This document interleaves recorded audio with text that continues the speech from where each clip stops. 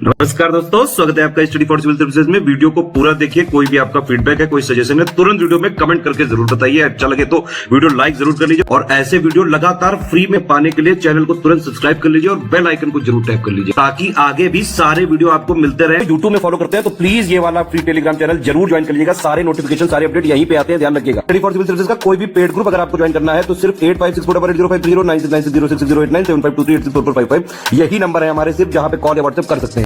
Instagram पे हमारा page जरूर फॉलो कर लीजिएगा, studyforcivil.services है। ट्विटर पे हमको जरूर फॉलो कर लीजिएगा, @studyforcivils है। सारे क्वेश्चन अटेम्प्ट करिए और स्कोर अपना तुरंत कमेंट करके बताइए। दोस्तों नमस्कार, स्टडी फॉर सिविल सर्विसेज में आप सभी का स्वागत है। यूपीपीएससी प्रीलिम्स एग्जामिनेशन की जो पेड क्विज हम देख रहे हैं, कंटिन्यू करेंगे उसको यहाँ पे नेक्स्ट क्वेश्चन के साथ। कहा गया है संयुक्त राष्ट्र के द्वारा किस दिन अंतर्राष्ट्रीय सांकेतिक भाषा दिवस के रूप में मनाया। ये थोड़ा सा स्टेटमेंट गलत है, कोई बात नहीं। तो कुल मिला के बात ये है इंटरनेशनल साइन लैंग्वेज डे, ठीक है। ये ऑब्जर्व किया जाता है 23 सितंबर को, ठीक है। जो लोग बोल नहीं पाते तो साइन लैंग्वेज वगैरह यूज़ करके बात करते हैं ना, तो इन सब के बारे में अवेयरनेस फैलाने के लिए ये डे ऑब्जर्व किया जाता है। सितंबर 2023 में प्रधानमंत्री मोदी ने किस राज्य में पेट्रोकेमिकल्स कॉम्प्लेक्स और रिफाइनरी विस्तार परियोजना की आधारशिला रखी। तो मध्य प्रदेश में जो बीना रिफाइनरी है, ठीक है, यहाँ पे ये जो है इनॉग्रेशन किया गया है। इसको ध्यान रखेंगे 14 सितंबर को। इसमें ऑप्शन फर्स्ट को चुनेंगे। 24 सितंबर 2023 को बुद्ध इंटरनेशनल सर्किट देश की पहली Moto GP race grand prix of India की मेज़बानी करेगा, जो कहाँ पर स्थित है। तो ये बुद्धा इंटरनेशनल सर्किट है ग्रेटर नोएडा में, गौतम बुद्ध नगर जिला जो है उत्तर प्रदेश का, ठीक है। यहाँ पर इसका आयोजन हुआ है। भारत में पहले ये स्टार्टिंग में जब ये इनॉग्रेट हुआ था तो शायद 1-2 बार यहाँ पे वो फार्मूला 1 रेसिंग हुई थी, लेकिन अभी जो है मोटरसाइकिल वाली जो मोटो जीपी रेस होती है वो पहली बार इंडिया में आयोजित की गई है। तो ध्यान रखेंगे ऑप्शन बी। वीरांगना दुर्गावती टाइगर रिजर्व, जिसको नौरादेही अभ्यारण्य भी कहा जाता है, किस राज्य का 7वां टाइगर रिजर्व बना है। तो ये जो है मध्य प्रदेश का ही है। ऑप्शन फर्स्ट को चुनेंगे, ठीक। तो इससे पहले यहाँ पे जैसे कान्हा, बांधवगढ़, सतपुड़ा, पेंच, पन्ना और संजय धुबरी, ठीक है। तो ये 6 थे, तो 7वां ये बन गया है, इसको ध्यान रखेंगे। सतपुड़ा क्षेत्र में स्थित श्रेणियों में से पश्चिम से पूर्व की ओर उनकी स्थिति को दर्शाने वाला विकल्प जो है यहाँ पे चुनना है। तो देखिए सतपुड़ा हिल्स में जो है यहाँ पे ये कुछ रेंजेस हैं, ठीक है। तो इनकी लोकेशन मैप पे भी आप एक बार देखिएगा, वेस्ट टू ईस्ट पूछा गया है ना। तो इसमें वेस्ट में हो जाएगा बड़वानी हिल्स, फिर महादेव, फिर मैकाल। ऑप्शन पहला ही सही है। इसको मैप पे देखिए। निम्नलिखित हिमालय पर्वत श्रेणियों में से किस पर्वत श्रेणी को अटल टनल पार करती है, ठीक है। तो लेह और मनाली जो है हाईवे से संबंधित जो अटल टनल है, तो ये बेसिकली रोहतांग पास के अंडर है। और ये जो रेंजेस है ना हिमालय की, तो ईस्टर्न पीर पांजाल, ऑप्शन सी। निम्नलिखित युग्मों पर विचार करके जो सुमेलित है उसको चुनना है। तो देखिए नामचा बरवा लिखा हुआ है गढ़वाल हिमालय, तो गढ़वाल हिमालय बेसिकली है उत्तराखंड में, ठीक है। नामचा बरवा की लोकेशन है इसमें नॉर्थ ईस्टर्न सेक्शन में मुख्य रूप से, ठीक है, अरुणाचल प्रदेश के रीजन में। तो ये गलत हो गया, ठीक। फिर है नंदा देवी, तो ये कुमाऊं हिमालय, ये ठीक है। और नोकरेक जो है सिक्किम हिमालय लिखा हुआ है, तो ये भी गलत है। नोकरेक की बात करेंगे तो मुख्य रूप से ये मेघालय प्लेट्यू का भाग है ना, तो ये भी ऑड हो गया। तो सिर्फ दूसरा सही है इसमें, ठीक है। गोंडवाना लैंड के टूटने का क्रम प्रारंभ कब हुआ था ये बताना है। तो पृथ्वी की सतह पे मुख्य रूप से 2 भाग, अंगारा लैंड और गोंडवाना लैंड, ठीक है। ज्योग्राफी में इसको थोड़ा डिटेल में पढ़िएगा, वहाँ पे ये जो जितने भी पीरियड्स लिखे हुए हैं इनके बारे में इन्फॉर्मेशन मिलती है। तो लगभग 140 मिलियन ईयर्स के पहले, ठीक है, लगभग जुरासिक पीरियड जो है, यहाँ पे इसका ये स्प्लिट स्टार्ट हुआ था। इसके संबंध में डिटेल जो है चीज़ें आप पढ़िए। निम्नलिखित में से कौन सी चट्टान प्रणाली भारत में नवीनतम है, ठीक है। तो सबसे लेटेस्ट रॉक सिस्टम जो हमारा है ये आप छत्तीसगढ़, झारखंड, मध्य प्रदेश, वेस्ट बंगाल, इस सब रीजन के जो क्षेत्र में रॉक सिस्टम पाते हैं, गोंडवाना, ठीक है। तो गोंडवाना रॉक सिस्टम जो है सबसे ओल्डेस्ट है और मुख्य रूप से जो कोल डिपॉजिट के जो है, या कह सकते हैं कार्बन डिपॉजिट जो है, मुख्य रूप से देखें तो इस रॉक सिस्टम से सबसे ज़्यादा संबंधित है, ठीक है। तो ऑप्शन डी को चुनेंगे।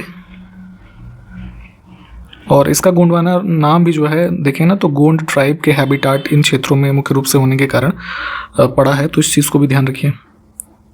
एक उन्नत जल प्रबंधन व्यवस्था का साक्ष्य यहाँ पे जो साइट्स लिखी हुई हैं कहाँ से प्राप्त हुआ है। तो इंडस वैली की जो कई सारी साइट्स हैं उसमें कई सारे हमने पहले भी एविडेंसेस के बारे में बात की हुई है। तो धौलावीरा जो है मुख्य रूप से वर्तमान जो हमारा गुजरात स्टेट है ना, यहाँ से संबंधित एक आर्कोलॉजिकल साइट है। तो यहाँ पे है ना कुछ रिमेन्स ऐसे मिले हैं जो शो करते हैं कि एडवांस वाटर मैनेजमेंट जो इस सिविलाइजेशन में पाया गया, ठीक है, ये होता था। इसको ध्यान रखेंगे। आईवीसी साइट्स और वर्तमान का राज्य जहाँ पे इनकी उपस्थिति थी, तो कौन सा उस संबंध में युग में सुमेलित नहीं है। तो कालीबंगा के बारे में पहले बात करी है, ये राजस्थान।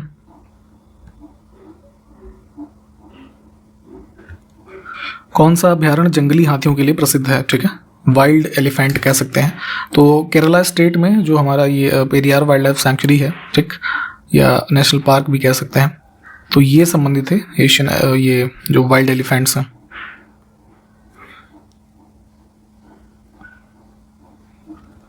प्राचीन भारत में निम्नलिखित में से कौन सी एक लिपि दाईं ओर से बाईं ओर लिखी जाती है, ठीक है। तो राइट टू लेफ्ट हमारी जो लिखी जाती थी ये खरोष्टी है, ऑप्शन डी को चुनेंगे। और इसके लिए एक दूसरा टर्म जो कई बार पूछ लेते हैं, इंडो बैक्ट्रियन स्क्रिप्ट। अगला है महायान बौद्ध धर्म में बोधिसत्व अवलोकितेश्वर को और किस अन्य नाम से जानते हैं, ठीक है। एक टर्म जो यहाँ पे चर्चा में है बोधिसत्व, ठीक, इसके बारे में जरा आप डिटेल में पढ़िएगा, ठीक है। हो सके तो आप हमें कमेंट करके बताइए कि एग्जैक्ट डेफिनेशन क्या होती है बोधिसत्व की, ठीक है। तो अवलोकितेश्वर जो है यहाँ पे ये बेसिकली जो हमारा महायान सेक्ट ऑफ बुद्धिज्म है उनसे संबंधित एक कह लीजिए बोधिसत्व है। इसको संस्कृत में पद्मपाणि नाम से भी जाना जाता है, वही यहाँ पे पूछा गया था, ठीक। तो ऑप्शन सी करेक्ट है इसमें बोधिसत्व। इसके बारे में थोड़ा पढ़िए। अंतर्राष्ट्रीय सौर गठबंधन का प्रथम शिखर सम्मेलन किस शहर में हुआ था। इंटरनेशनल सोलर अलायंस, ठीक है। सोलर ऊर्जा के एक ऑप्टिमम यूज़ के लिए एक समूह जो है ये बनाया गया था, ठीक। सबसे पहले 2015 से इसकी स्टार्टिंग हुई। तो फॉर्मली जो है इसका जो पहला समिट हुआ वो न्यू दिल्ली में हुआ था मार्च 2018 में, ठीक है। तो यहाँ पे ऑप्शन फर्स्ट को चुनेंगे। देखिए इसमें इंडिया और फ्रांस जो है ये सब फाउंडिंग मेंबर्स थे जिसने इसकी आईएसए की इस्टेब्लिशमेंट की।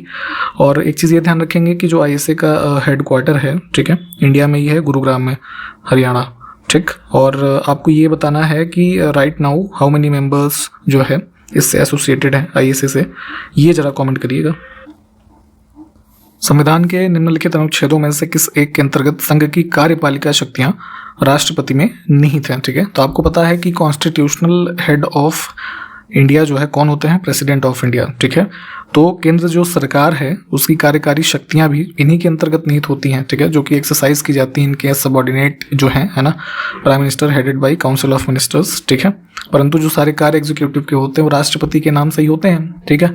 तो ऐसा जो मेंशन है दैट इज इन पार्ट 5 और इसका जो आर्टिकल है 53 सब क्लॉज 1।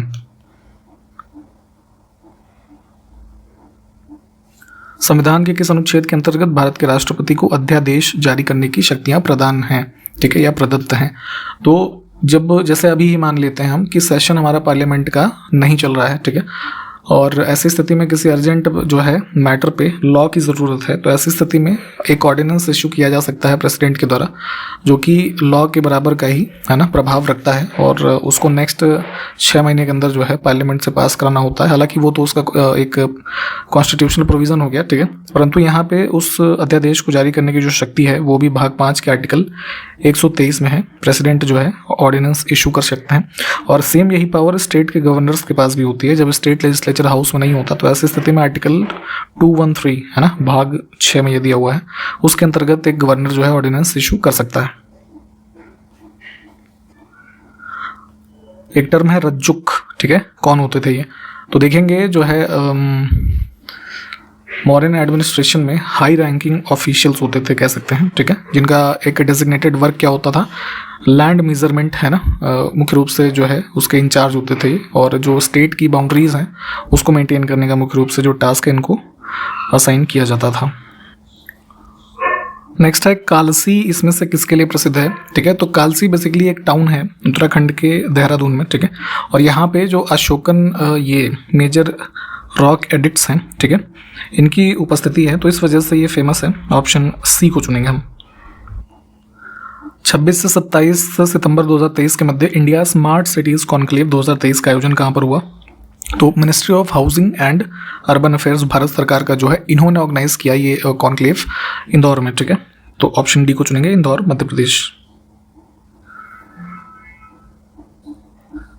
सितंबर 2023 में ओडिशा की जो राज्य सरकार है उन्होंने सिडबी के साथ कितने करोड़ रुपए का startup Odisha growth fund launch किया है, ठीक है। तो यहाँ पे स्टार्टअप्स के रेफरेंस में ये लॉन्च किया है इनका जो डिपार्टमेंट ऑफ एमएसएमई है ओडिशा गवर्नमेंट ने ये इनिशिएटिव, और इसमें कुल जो फंड है 100 करोड़ रुपए का है। ऑप्शन फर्स्ट को चुनेंगे।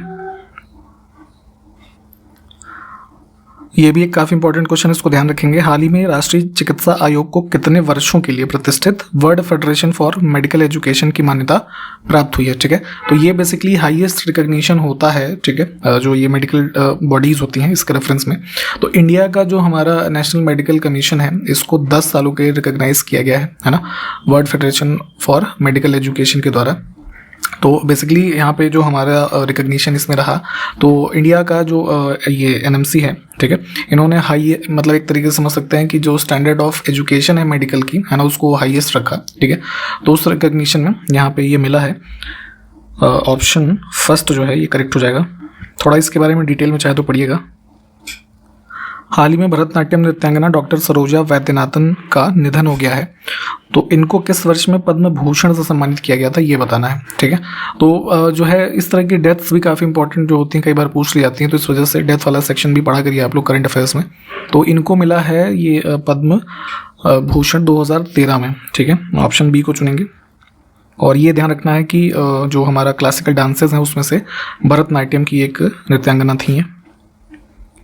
हाल ही में खबरों में रहा ताल ज्वालामुखी किस देश में स्थित है, ठीक है। ताल वोल्केनो जो है ये फिलीपींस।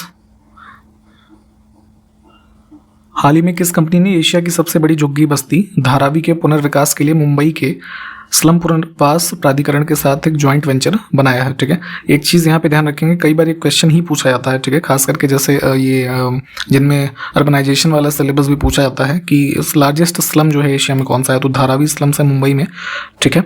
तो यहाँ पे जो है इसके डेवलपमेंट के लिए, चूंकि ये बहुत ही छोटा लगभग 1.5 या 2 स्क्वायर किलोमीटर का एरिया है और उसमें कई लाखों से ज़्यादा लोग जो है उतनी छोटी सी जगह में रहते हैं, ठीक। तो इसके डेवलपमेंट के लिए जो मुंबई का रिहेबिलिटेशन अथॉरिटी है, तो जॉइंट वेंचर इसके साथ किया है इसके डेवलपमेंट के लिए अडानी ग्रुप ने, ठीक। तो इसमें यहाँ पे डी ऑप्शन को चुनेंगे। हाल ही में किस कंपनी ने आईसीसी विश्व कप 2023 के लिए टीम इंडिया की जर्सी का अनावरण किया है, ठीक है। तो ऑफिशियल जो ये क्लोथ होते हैं, है ना, खेलने के लिए, तो जैसे भी हमने पिछले वीडियोस में बात की थी कि टाइटल स्पॉन्सर कौन है, ठीक है, और हेड स्पॉन्सर, इस तरह की चीज़ें। तो उसी क्रम में जो कपड़े बनाने के लिए, है ना, कह लीजिए कंपनी फैब्रिक इसका निर्माण करती है। तो जो हमारी मेंस टीम अभी 2023 का वर्ल्ड कप इंडिया में खेल रही है, इंडियन टीम, तो ये एडिडास कंपनी जो है इससे संबंधित है। तो इन्होंने जो लेटेस्ट जर्सी है उसका अनावरण अभी किया था। ऑप्शन बी को चुनेंगे।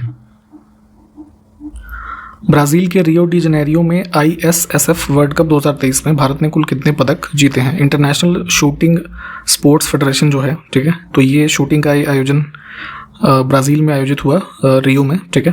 तो इसमें इंडिया ने कुल 2 मेडल जीते हैं, एक गोल्ड एक सिल्वर।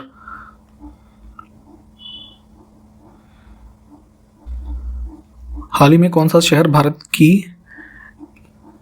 एक ट्रैफिक लाइट फ्री सिटी जो है ना, ऐसा पहला शहर भारत में जो है बना है? कोटा, ठीक है, राजस्थान में। और अगर विश्व की बात करें तो दूसरा है विश्व में, है ना, पहला ये भूटान में थिम्पू, इसको भी ध्यान रख सकते हैं। निम्नलिखित में से किसने स्पेयर पुस्तक लिखी है, ठीक है। टाइटल है बुक का स्पेयर, प्रिंस हैरी, ठीक है, इन्होंने जो है इस पुस्तक को लिखा है। ऑप्शन बी को चुनेंगे, इंग्लैंड में। निम्नलिखित में से कौन महिला स्वतंत्रता सेनानी भारत छोड़ो आंदोलन से संबंधित नहीं है, ठीक।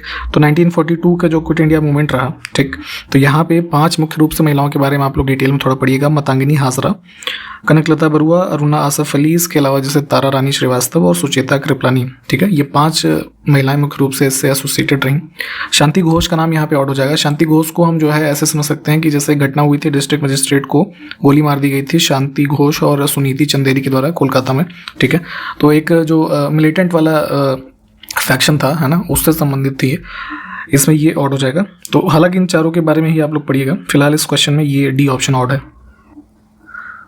मौलिक अधिकारों के उल्लंघन को रोकने के लिए कुछ रिट जारी करने के लिए सर्वोच्च न्यायालय की शक्तियों के संबंध में कथनों पर विचार करके यहाँ पे जो सही हो उसको चुनना है। ठीक, तो देखिए, पहला है सर्वोच्च न्यायालय के पास बंदी, प्रत्यक्षीकरण, परमादेश, प्रतिषेध, अधिकार परीक्षा और उत्प्रेषण, ये 5 प्रकार की रिट होती हैं जिसको जारी किया जा सकता है मौलिक अधिकारों के प्रवर्तन के लिए। ठीक है, 5 प्रकार की हमारी रिट्स होती हैं, हैबियस कॉर्पस, मैंडेमस, सर्चियोरारी, प्रोहिबिशन और क्यो वारंटो। ठीक, तो पहला स्टेटमेंट ठीक है। यहाँ पे आर्टिकल 32 पढ़िएगा इस रेफरेंस में, और हाई कोर्ट के रेफरेंस में 226 है ना, रेट का कॉन्सेप्ट जो हाई कोर्ट के बारे में है वो 226 में है। ठीक है, सेकंड स्टेटमेंट कहा गया है कि संसद विधि के द्वारा किसी अन्य न्यायालय को अपने अधिकार क्षेत्र में उच्चतम न्यायालय को प्रदत्त शक्तियों का प्रयोग करने का अधिकार दे सकती है। ठीक है, तो ये बात भी हमारी ठीक है कि पार्लियामेंट चाहे तो किसी अन्य कोर्ट को विद इन इट्स जुरिस्डिक्शन ये पावर जो है डिजिग्नेट या कह लीजिए लेजिस्लेट कर सकती है, जो सुप्रीम कोर्ट के रेफरेंस में अवेलेबल है।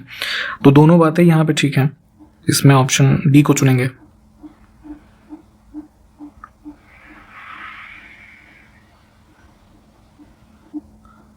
संगीत की टप्पा शैली निम्नलिखित में से किस मुगल सम्राट के दरबार में परिष्कृत और विकसित हुई? तो टप्पा जो है एक अट्रैक्टिव फॉर्म ऑफ सिंगिंग होता है काफ़ी, तो मुगल टाइम में देखेंगे मोहम्मद शाह के टाइम पीरियड पे ये जो है पॉपुलर हुआ काफ़ी। और जैसे ये अवध के रीजन में देखेंगे तो आसिफुद्दौला के जो है कोर्ट में भी काफ़ी ये एसोसिएटेड रहा टप्पा शैली। 2 सूचियां हैं, उसको सुमेलित करना है। ठीक है, आर्टिकल 324 का संबंध है भारत के इलेक्शन कमीशन से, तो फर्स्ट का 4th हो जाएगा। फिर 315 का संबंध है लोक सेवा आयोग से, 280 का वित्त आयोग और 338 अनुसूचित जाति के लिए राष्ट्रीय आयोग। तो यहाँ ऑप्शन ए में ही देखें, इसका कोड हमें मिल रहा है।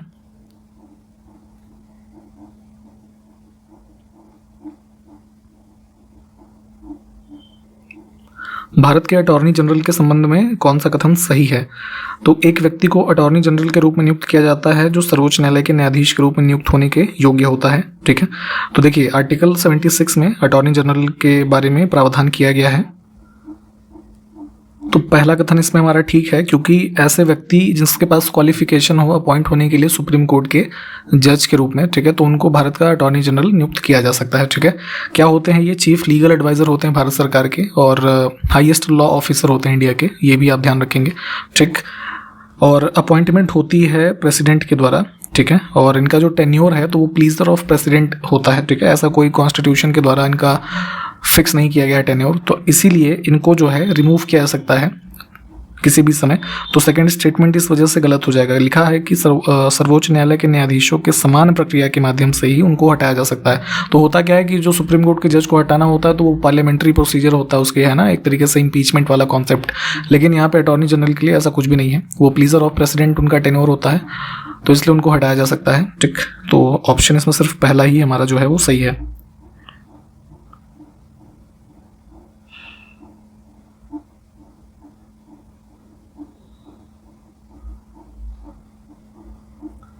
निम्नलिखित में से कौन सी घटना कालानुक्रमिक क्रम में अंतिम थी? तो क्रोनोलॉजिकल ऑर्डर आपको जो है ये अक्सर यूपीपीएससी आयोग पूछता है, इवेंट्स के ईयर आपको पता होनी चाहिए। ठीक है, तो जो है इसमें देखिए यहाँ पे मोपला रिबेलियन जो मालाबार कोस्ट पे हुआ बाई एंड ऑफ 1921। ठीक, तो बाकी की घटनाएं तो उससे पहले की है ना, home rule league, Jallianwala Bagh, ये सब हमने पहले कई बार डिस्कस किया हुआ है। भारत के एक राज्य में विधान परिषद की संरचना के संबंध में कौन सा कथन सही है? तो भारत के 6 राज्यों में विधान परिषद है, ये आपको पता होगा। ठीक है, 2 हाउसेस यानी कि एक विधानसभा और विधान परिषद जो कि उस स्टेट का अपर हाउस होता है। ठीक, तो देखिए क्या है कि विधान परिषद में उस राज्य की विधानसभा की कुल सदस्यता के 1/3 से अधिक सदस्य नहीं हो सकते। ठीक है, तो ये हो गई उस हाउस की अपर लिमिट। और लोअर लिमिट जो फिक्स की गई है कॉन्स्टिट्यूशन के माध्यम से, तो वो है कि अगर किसी राज्य में विधान परिषद है तो उसमें कम से कम 40 सदस्य होने चाहिए, मिनिमम 40 मेंबर्स से कम नहीं होंगे। ठीक, तो जैसे उत्तर प्रदेश की हम बात करें तो उत्तर प्रदेश में जो विधान परिषद के मेंबर्स हैं कितने हैं? वो 100 हैं। ठीक है, तो यहाँ पे दोनों ही कथन हमारे ठीक हैं।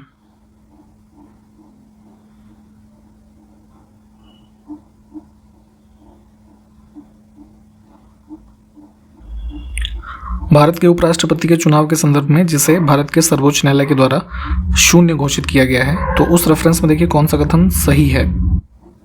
तो एक ऐसी स्थिति जहां पे उपराष्ट्रपति का इलेक्शन, जैसे मान लीजिए अभी हम एग्जांपल देखें 2022 में इलेक्शन हुआ था वाइस प्रेसिडेंट का, ठीक, तो अगर वो इलेक्शन प्रोसेस ही है ना अगर चैलेंज हुआ और उसको वॉइड करार दे दिया गया सुप्रीम कोर्ट के द्वारा, तो मान लीजिए कि अब जैसे अभी वर्तमान में जैसे जगदीप धनखड़ हमारे वाइस प्रेसिडेंट हैं, ठीक, तो लगभग 1 साल से ज़्यादा का समय हो गया है। तो ऐसी स्थिति में हम अगर ये दोनों स्टेटमेंट को देखें कि ऐसे घोषणा से पहले उपराष्ट्रपति के रूप में उनके द्वारा किए गए कार्यों को वैध माना जाता है, ठीक है। तो जैसे मान लीजिए आज फॉर एग्जांपल 1 अक्टूबर की डेट है, ठीक है, तो 1 अक्टूबर से पहले उन्होंने जितने कार्य किए हैं वो वैलिड होंगे, मतलब उनमें कोई ऐसा नहीं है कि उसको कैंसिल माना जाएगा। तो ये बात ठीक है ना। इलेक्शन मान लीजिए 1 अक्टूबर को वॉइड हुआ, यानी कि गलत हुआ, शून्य हो गया, ठीक है, तो यानी कि वो इलेक्शन दोबारा से होगा उपराष्ट्रपति का, लेकिन अब तक उस व्यक्ति ने जो कार्य किए हैं वो वैलिड रहेंगे, ठीक। सेकंड स्टेटमेंट है, तो यानी कि पहला स्टेटमेंट हमारा ठीक हो गया। सेकंड देखते हैं, ऐसी घोषणा के दिन उपराष्ट्रपति के रूप में उनके द्वारा किए गए कार्य वैध नहीं माने जाते हैं। तो ये स्टेटमेंट गलत है। मान लीजिए 1 अक्टूबर को जजमेंट आया, बट 1 अक्टूबर के भी जो उनके एक्ट्स हैं वो भी वैलिड रहेंगे। तो इसमें सिर्फ पहला जो है वो ठीक है।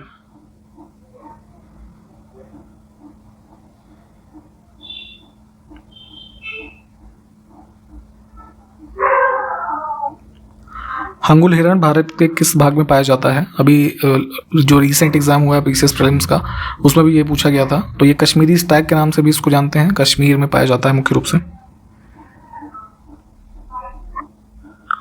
निम्नलिखित घटनाओं पर विचार कीजिए और उन्हें सही कालानुक्रमिक क्रम में व्यवस्थित कीजिए, स्टार्ट से एंड तक। तो यहाँ पे 4 हमारे पास जो इवेंट हैं, देखिए संविधान सभा की पहली बैठक होती है, इसमें सबसे पहले इन चारों में जो है 9 दिसंबर, ठीक। फिर होता है ये जो ड्राफ्टिंग कमेटी थी, मसौदा समिति, उसकी अपॉइंटमेंट। तो ये कब हुआ हमारा जो है, ठीक। फिर है कि भारतीय संविधान को अपनाया और अधिनियमित किया गया। तो प्रियम्बल अगर आपको याद होगा तो वहाँ पे भी ये डेट मेंशन है, ठीक है, adopt enact and give ourselves this constitution. तो वो डेट है 26 नवंबर 1949, ठीक है। और संविधान के पूरी तरीके से प्रारंभ होने की तिथि है 26 जनवरी 1950, ठीक। तो इसमें जो हमारा कोड बनेगा यहाँ पे देखिए ऑप्शन फर्स्ट में ही दिख रहा है 4123।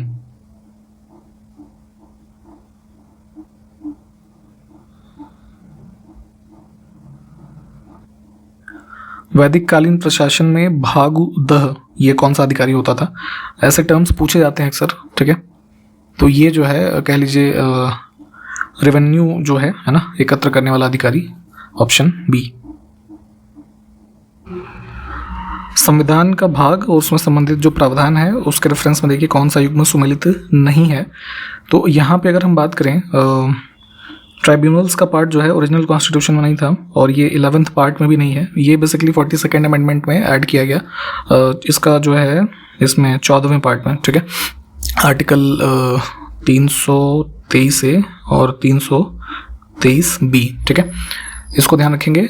और अगर हम बात करें 11th पार्ट की, तो ये जो था इसमें संबंधित है हमारा रिलेशन बिटवीन यूनियन एंड, या कह लीजिए सेंटर एंड स्टेट्स, ठीक, आर्टिकल 243 से 263 तक। बाकी अन्य ऑप्शंस जो हैं ये सब ठीक हैं। पंचायतों के समस्त चुनावों का संचालन किसके द्वारा किया जाता है? तो पंचायत इलेक्शन कंडक्ट करते हैं स्टेट इलेक्शन कमीशन जो भी होते हैं। 15 जनवरी 2024 को भारतीय सेना की वार्षिक परेड कहाँ पर आयोजित की जाएगी? तो एनुअल परेड जो कह लीजिए इंडियन आर्मी ऑर्गेनाइज करेगी नेक्स्ट ईयर, तो पब्लिक इंगेजमेंट को इंक्रीज करने के लिए और अपनी स्ट्रेंथ को प्रदर्शित करने के लिए ये आयोजित होगा लखनऊ में। हाल ही में किसने 2023 F1 जापानीज ग्रैंड प्रिक्स जीता है? ठीक है, फार्मूला 1 की जो ये गेम्स होते हैं तो उसमें ये जो है फर्स्ट पोजीशन इस बार पाई है यही मैक्स, ऑप्शन सी। सितंबर 2023 में भारतीय खाद्य सुरक्षा और मानक परिषद FSSAI ने मिथुन को खाद्य पशु के रूप में मान्यता दी है। और पूछा क्वेश्चन में ये गया है कि यह मुख्यतः भारत के किस भाग में पाया जाता है। ठीक है, आपको याद होगा 2022 में भी हमने जो है एक आध बार शायद आपको बताया हुआ है। तो 2022 में रिकॉग्नाइज किया गया था हिमालयन याक को, ठीक है, एज अ जो है ये फूड एनिमल। ठीक है, फूड एनिमल्स मतलब ये है कि जो इन पशुओं के मीट है, ठीक है, उसको कमर्शियल पर्पस के लिए यूज़ किया जा सकता है ना। तो इन सब चीज़ों को बढ़ावा देने के लिए इसको ऑफिशियली रिकॉग्नाइज किया था हिमालयन याक को 2022 में। और अभी रिसेंटली जो है मिथुन को, ये भी उसी कैटेगरी का एक एनिमल है। तो ये मुख्य रूप से देखेंगे नॉर्थ ईस्टर्न भाग में जो है हिमालयन रीजन में पाया जाता है ये भी। तो इसमें जो है ऑप्शन बी। हाल ही में किस राज्य की माता अमृतानंदमयी देवी को, ये इनका नाम है, इनको 2023 के world leader for piece and security पुरस्कार के लिए चुना गया है। तो एक समूह है बॉस्टन ग्लोबल फोरम करके, उनके द्वारा ये अवार्ड दिया जाता है, world leader for piece and security award. तो 2023 के एडिशन के लिए ये हमारे इंडिया की केरला स्टेट की एक स्पिरिचुअल लीडर हैं, ठीक है, माता अमृतानंदमयी देवी। तो इनको दिया जाएगा, इसके लिए मतलब चुना गया है, ध्यान रखेंगे। Option D. ये भी एक इंपॉर्टेंट क्वेश्चन है, इसको ध्यान रखेंगे। भारत के बाहर आधुनिक युग में विश्व के सबसे बड़े हिंदू मंदिर का निर्माण कहाँ पर किया गया? तो रिसेंटली जो है ये कंस्ट्रक्शन कंप्लीट हुआ है न्यू जर्सी में। ऑप्शन बी को चुनेंगे, यूएस के अंदर। ठीक है, जैसे इंडिया में जो ये BAPS समूह के अक्षरधाम मंदिर होते हैं ना, तो अक्षरधाम मंदिर ही है ये, और जो है लार्जेस्ट हो गया है अब ये हिंदू टेम्पल आउटसाइड इंडिया। ठीक है, इसको ध्यान रखना है। ठीक, तो ऑप्शन बी करेक्ट है। और इसी क्वेश्चन के साथ यहाँ पे ये वीडियो हमने कंप्लीट किया है। इसके आगे के क्वेश्चंस को नेक्स्ट वीडियो में देखेंगे। मिलते हैं फिर अगले वीडियो में, तब तक के लिए नमस्कार, जय हिंद।